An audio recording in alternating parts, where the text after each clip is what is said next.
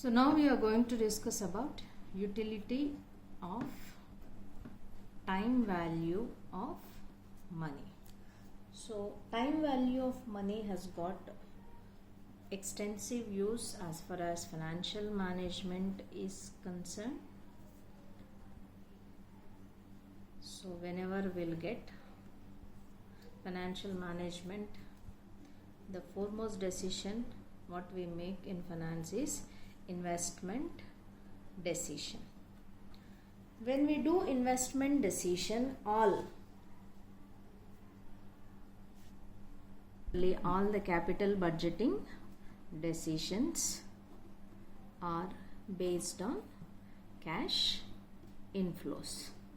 When we come across cash inflows and cash outflows, all the techniques, discounting techniques which we are going to use are from time value of money. Whether we calculate a net present value of the project or internal rate of return of the project or profitability index. So for all these, what we are going to use is discounting principle PVIF and PVIFA of time value of money. So whatever the future cash inflows are there, cash inflows are from future which we doesn't know. So their value we need to get them to their present values, and that will be compared with the investment, and based upon that we will make a decision whether that project is a viable project or not. So we use time value of money in investment decision.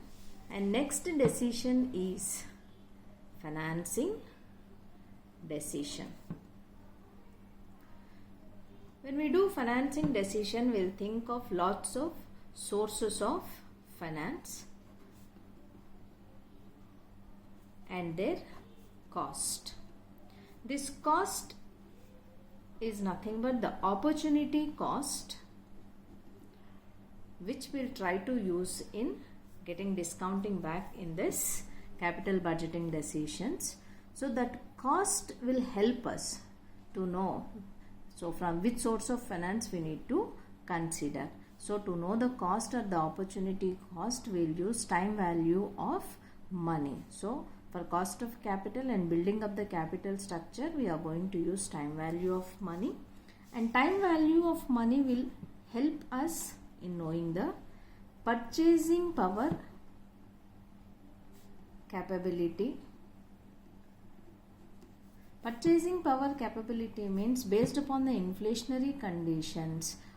As we said, the value of money today is more worth than the value of money tomorrow. So today rupee is more valuable than tomorrow's rupee.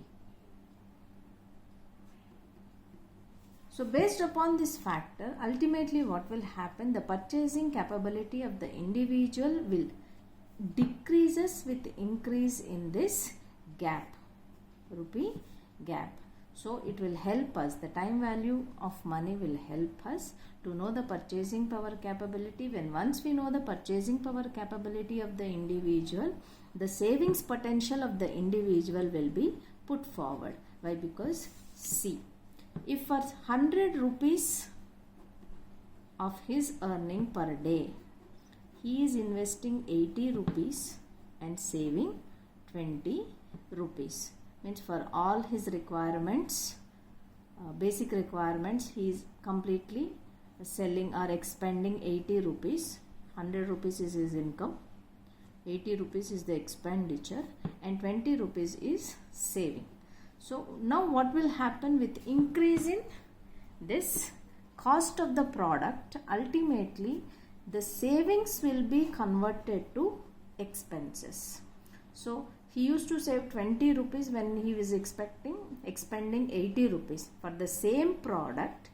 With increased inflation, the income levels will not increase, but inflationary conditions in the market will increase. Suppose now he has to invest or expend 95 rupees for the same product X. So now he left with only 5 rupees of saving. Okay. So purchasing power capability will decide the savings function. When once the savings function is decided, the savings will be converted either to banks or to stock market for further investment or growth. So ultimately the person will be left with very less amount. So time value of money will help in deciding the savings function of the individual. So this is the basic utility of time value of money.